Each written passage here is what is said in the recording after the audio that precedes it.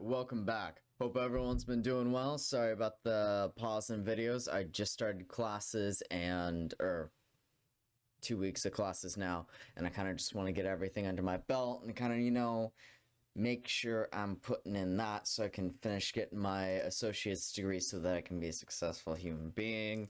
Don't know if you've heard about being a successful human being, but I hear it's beneficial in the long term. Okay, so, just wanted to give a quick little update on the inking I'm doing. I am going to try to be doing more live streams more regularly, because I think that might just be the easiest thing for me to do while I'm taking these classes, because I think all of them are taking 3 big classes right now. Or I've taken 4 classes, finished the first one already. It was a short little class. So I kind of just wanted to go over, what I've been working on, what I did. So starting off, I wanted to finish out that back building and finally get in the inking to that done. So that's what I did in the starting off. I didn't get to capture everything, but I spent 30 minutes, I think, roughly, finishing out the chest, and a little bit of the jacket. That took me 30 to 40 minutes to finish all that. And all I did was I looked at my picture that I had and just went back and forth.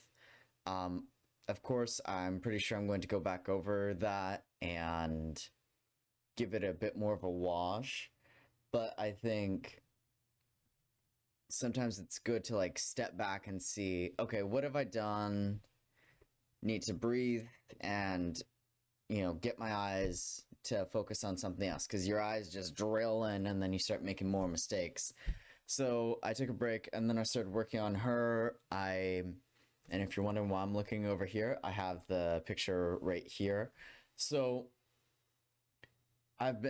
originally she has white tattoos that come across right in here. And I think that's really cool, but you kind of have to think of it of an inverse way. And I don't feel like I did the best that I could. So most likely what I'm going to have to do is I'm going to have to make them solid black tattoos, or leave spaces and gaps so they look kind of, they still have that cyberpunk vibe. But I made really dark lines on the outside, and the dark lines are darker than her skin tone is. So I think if I may go in and slowly create some lines in there of ink, that'll give it more of a tattooed vibe, and it won't feel like it blends in as much with the abdomen and the rest of the shadowing of the body. It'll just feel more natural and a bit better. So that's one thing, looking back on it now, that I realized that I did. And then also I realized I kept messing up on the hips and the legs, because it's been a while since I've drawn someone's feet and legs and everything. So normally, I'm pretty good at the bust that you see. Sticky notes are falling off my wall. I'm pretty good at the top half, the bust, and I haven't spent a whole lot of time working on the rest of the body. I know how it's proportioned. Actually, that's not true. I have spent a whole lot of time, but I prefer just to work on the, from shoulders up. It's just, I enjoy it more, because you can really just get into the personality of the person that you're trying to capture. Okay, and then going over to the arm. So what I did with this was I made sure to add, because leather, when you wear it, because it's a leather jacket, when you wear leather, sometimes it gets these weird ruffles, and of course, fabric, if it'll get bunched up like this. So what you do for that is you just make the, some bumps in there, try to think, how do the bumps fit with the arm? How's the arm bent? And where are the curls moving? And then go off that. So that's what I did for here. And then for shading everything, what I was my process was when leather catches the light, it's usually very polished. So it's going to shine.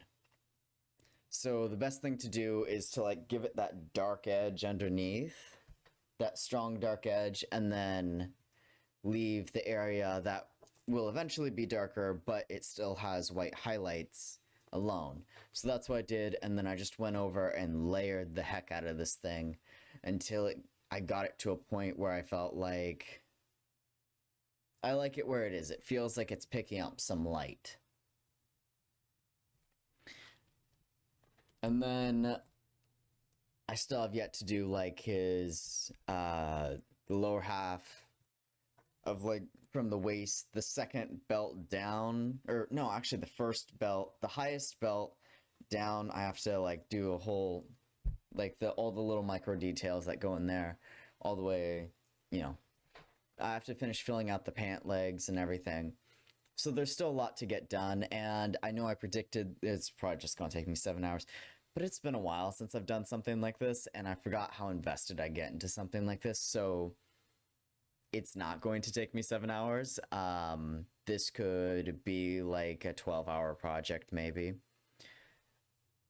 At like, I think that'll probably be like the maximum, and that's the longest amount of time I really want to push for. So yeah. I'm still coming up with some ideas, and I realized that when I was creating this, I made some errors, and I was like, that's not proportionally correct. And little details like that do frustrate me, but if you don't tell the audience, they don't know, or they won't always recognize it unless they're specifically looking for it, or they have an eye for art. So one thing I will say is if you are creating some type of art and you make a mistake and it's something you can't go back and fix, own up to it. You know, I did it, but I'm not going to let it define my art. You know, that's a little part of something, but whatever. It's exactly why I like to do my forests or wildlife, or not wildlife, but, you know, nature. When I paint nature, I like to have it very abstract, have a lot of movement, maybe like that back there. Not specific. I don't want it to look exactly perfect, but when I get into my humans, I want them to look perfect, which doesn't always work. So you have to find your own compromise, but that's just something to think about.